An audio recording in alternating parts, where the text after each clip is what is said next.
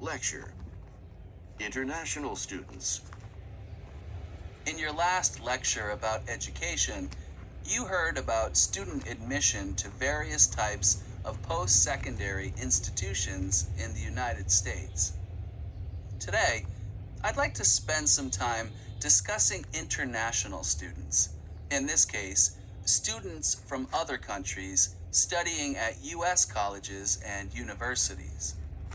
First, I'll give you some facts and figures about these students. Then, discuss some of the benefits these students bring to the States. And finally, I'll explore 3 current criticisms related to international students. Okay, let's begin with the number of international students studying in the United States.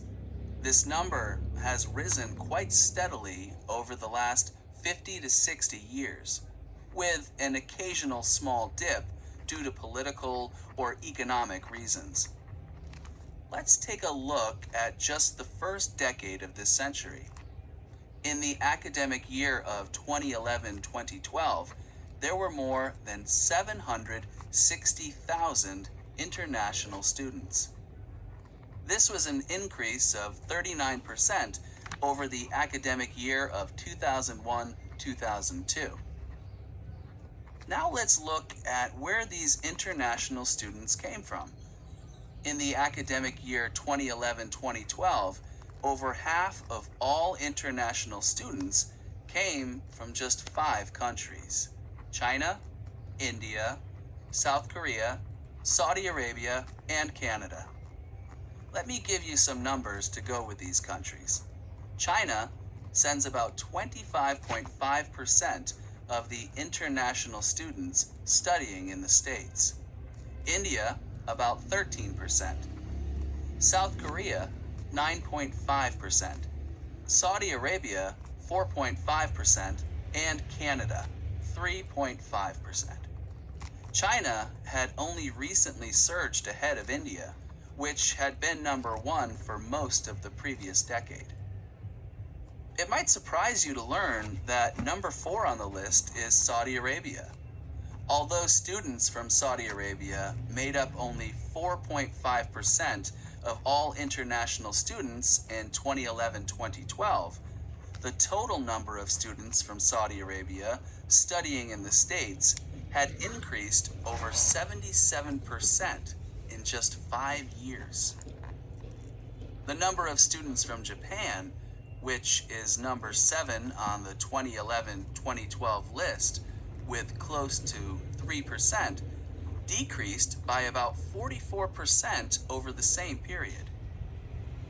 Now that we know their home countries, let's take a look at what these international students are studying.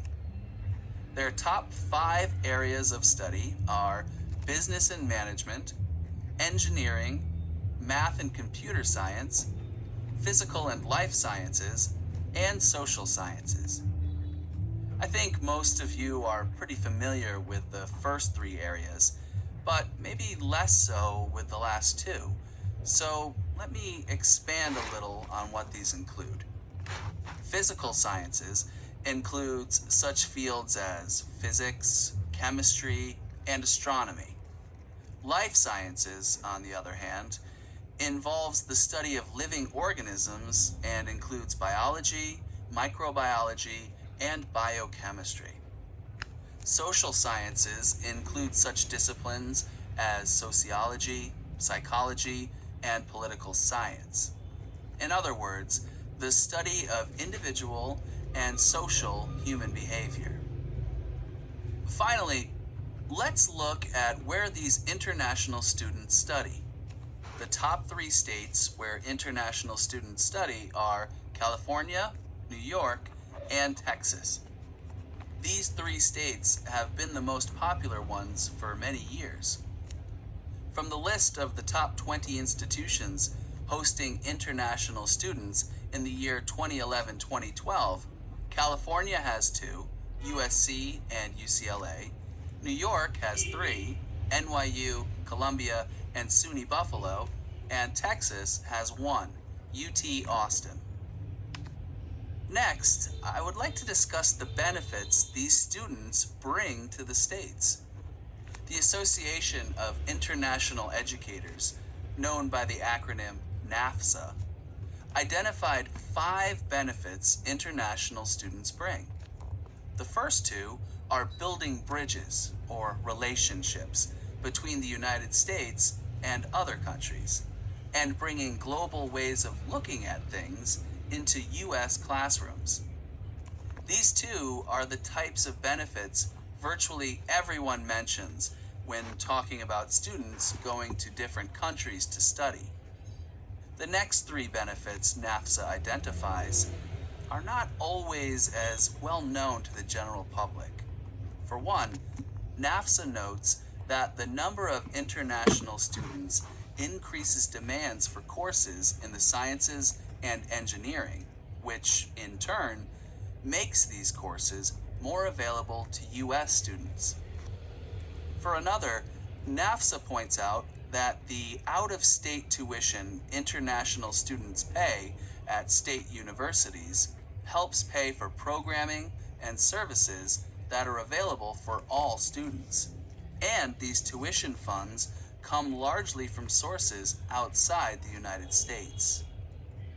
Finally, NAFSA cites the contribution international students make with their local spending on shopping, housing, and so forth. For example, in the academic year of 2010-2011, international students and their families made a net contribution to the U.S. economy of about $20 billion.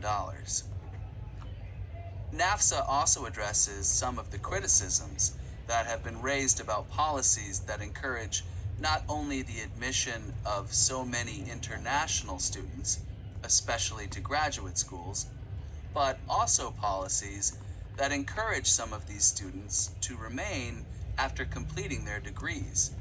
Most frequently, those who graduate in fields known by the acronym STEM, which stands for Science, Technology, Engineering, and Mathematics. The first criticism is that international students directly compete with U.S. students who want to go to college. Well, although international student enrollment did increase over the past few decades, the enrollment of U.S. citizens and permanent residents also increased at the same rate. And while the number of U.S. citizens going on to PhD programs did not change much during those years, at the same time, the number of international students admitted to U.S. PhD programs increased quite a bit. According to NAFSA, international students have only increased the size of these programs, not taken away places from U.S. students. The second criticism is that foreign students remain in the United States and take jobs from Americans. The U.S. government has extended the amount of time that some foreign students can stay in the country after they graduate. Now, foreign graduates in STEM fields can extend from 12 months to 29 months their participation in a program known as Optional Practical Training, or OPT, working for American employers. These employers do not have to pay certain taxes for these employees that they would have to pay for American employees, which critics believe is an unfair economic incentive to hire foreign graduates. This 29 months also gives these graduates time to try to find an employer willing to sponsor them for a visa that will allow them to work and live in the States. Some Americans feel this causes unfair competition for U.S. graduates, especially in difficult economic times, and will discourage Americans from even going into STEM fields. However, NAFSA points out these foreign graduates hired to work in the United States make up only 0.07% of the total U.S. workforce, and that U.S. students don't hesitate to go into other very competitive fields such as finance and law. NAFSA also notes that a lack of interest in math and science among American high school students is nothing new, and not likely related to concern over foreign graduates taking jobs they would have pursued otherwise. And most importantly, the foreign graduates help the United States maintain leadership in technology fields, which is likely to increase employment opportunities for Americans. The third criticism is a more philosophical or moral one. That is, the United States should not act in ways that encourage a brain drain from less developed countries.